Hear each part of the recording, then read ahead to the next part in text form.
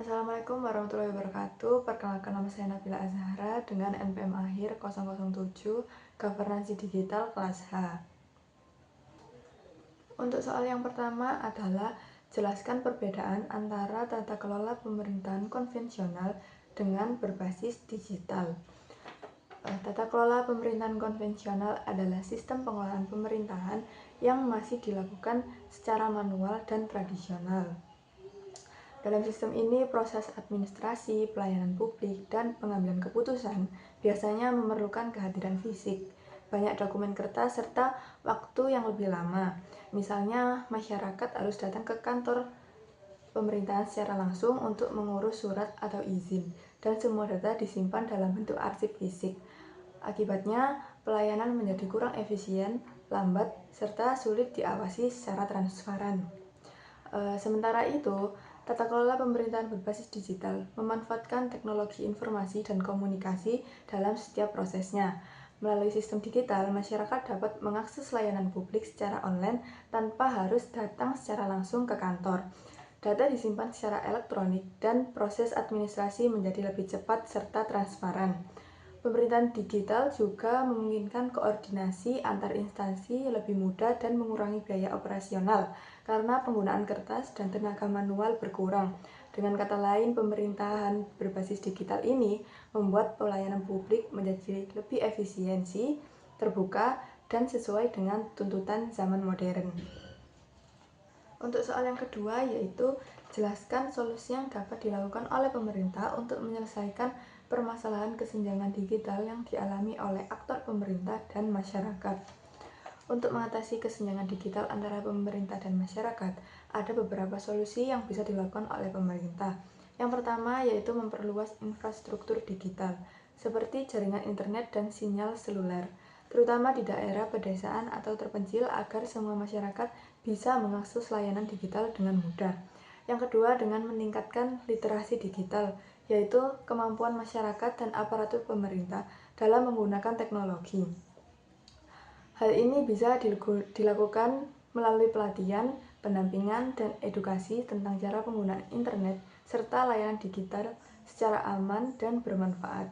Yang ketiga, menyediakan fasilitas publik berbasis teknologi seperti Wi-Fi gratis di tempat umum, pusat layanan digital desa, dan aplikasi pelayanan publik yang mudah digunakan. Selain itu, penting juga untuk menyederhanakan sistem digital pemerintahan agar ramah bagi semua kalangan, termasuk mereka yang belum terbiasa dengan teknologi. Dengan langkah-langkah tersebut, kesenjangan digital dapat berkurang dan masyarakat bisa lebih mudah menikmati manfaat dari pelayanan pemerintahan berbasis digital. Selanjutnya yaitu soal yang ketiga, sebutkan dan jelaskan tantangan apa saja yang dialami dalam implementasi e-government yang diterapkan di negara-negara berkembang. Tantangan utama dalam penerapan e-government di negara-negara berkembang adalah keterbatasan infrastruktur teknologi seperti jaringan internet yang belum merata dan akses perangkat digital yang masih rendah di daerah pedesaan. Selain itu, kesenjangan digital antara masyarakat kota dan desa membuat sebagian warga sulit memanfaatkan layanan digital pemerintah. Tantangan lain adalah kurangnya sumber daya manusia yang melek teknologi, baik di kalangan pegawai pemerintah maupun masyarakat umum, sehingga proses digitalisasi tidak berjalan secara optimal.